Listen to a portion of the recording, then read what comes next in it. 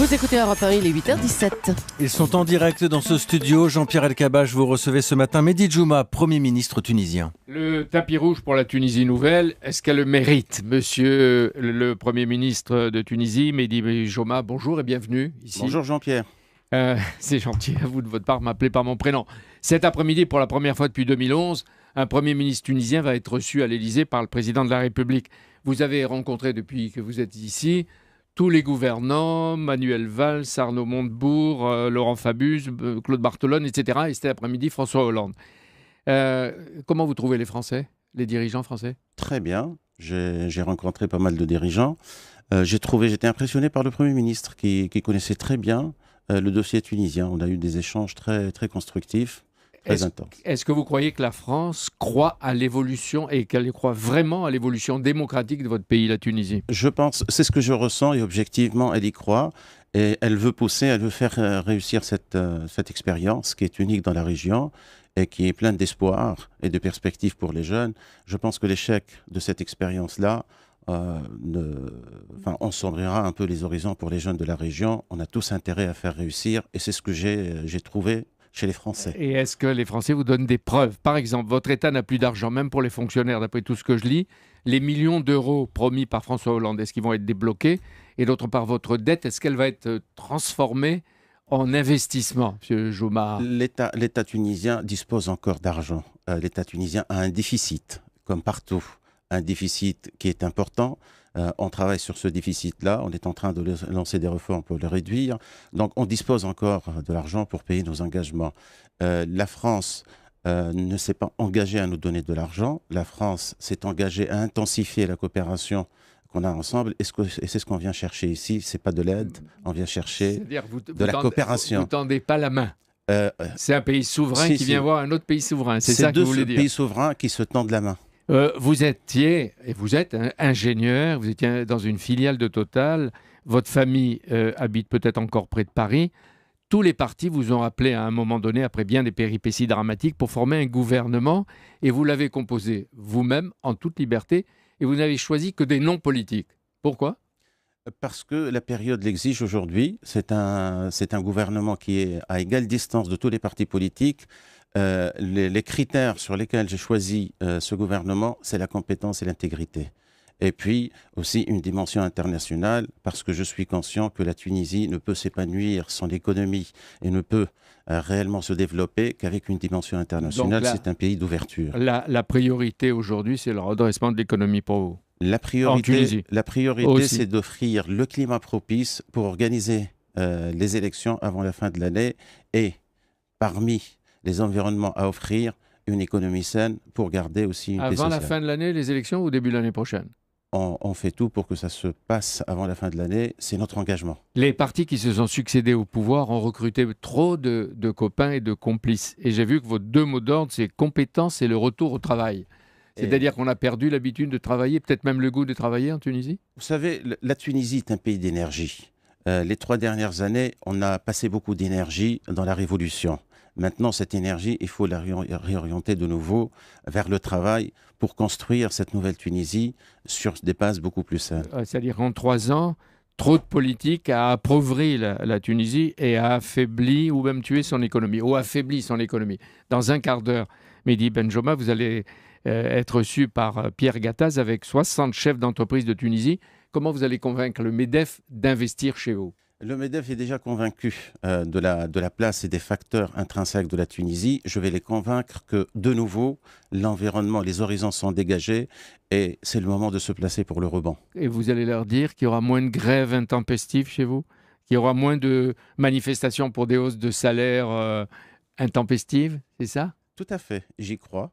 Je pense que maintenant, on est tous conscients en Tunisie qu'après cette phase, 3 années de révolutionnaire, maintenant, la révolution est dans le travail, la révolution est dans la construction, dans l'organisation, et on est prêt pour accueillir.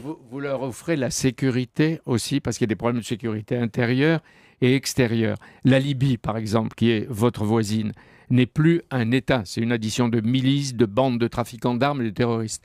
Est-ce que vous pensez que vous allez pouvoir fermer la frontière, les 800 km de frontière avec la Libye? Il y avait des problèmes de sécurité, mais on a fait d'énormes progrès sur la sécurité. La Tunisie, aujourd'hui, est beaucoup plus sûre qu'elle l'était. Le problème de la Libye est un problème régional. Ça touche la Tunisie directement, mais on n'est pas les seuls.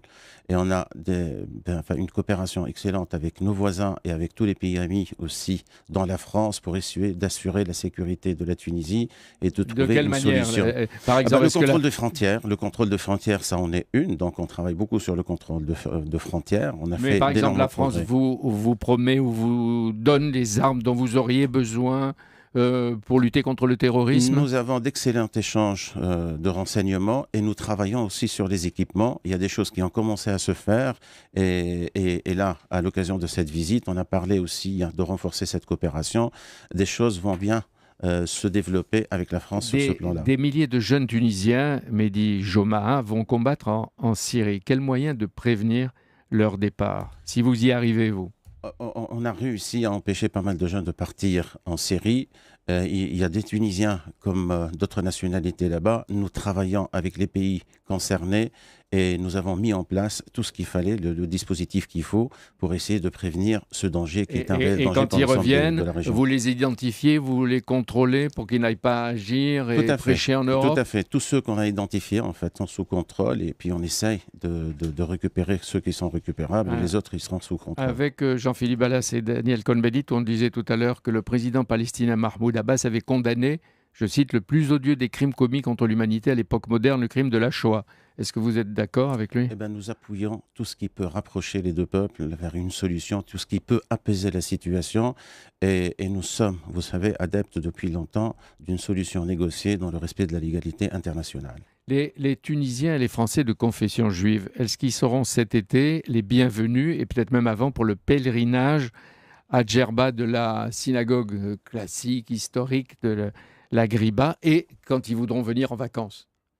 Vous savez, la Tunisie, c'est un pays avec 3000 ans d'histoire et qui s'est bâti dans le respect des cultes. Et les Juifs venaient avant la Révolution, pendant la Révolution, et sont les bienvenus après la Révolution pour faire leur pèlerinage. Et aujourd'hui, la liberté de culte est inscrite dans cette constitution, dont on est fiers. Donc vous dites qu'ils sont les bienvenus. Et Laurent Fabius, j'ai vu qu'il avait dit qu'il allait passer ses vacances prochaines chez vous.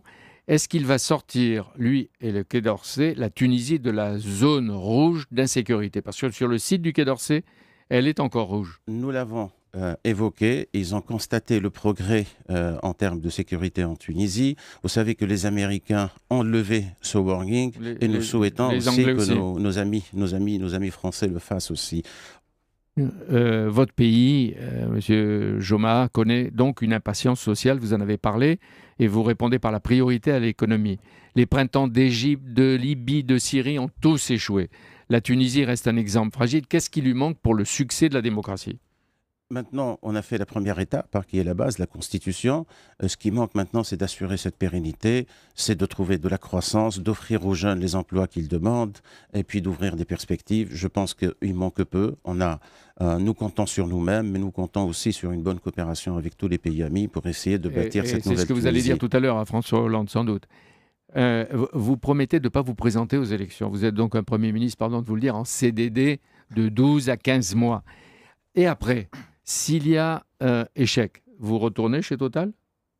Je retournerai. Il faut bien que je nourrisse ma famille, donc j'ai bien besoin de travailler. Et si votre mission réussit, ce qu'on vous souhaite, vous continuez en CDI?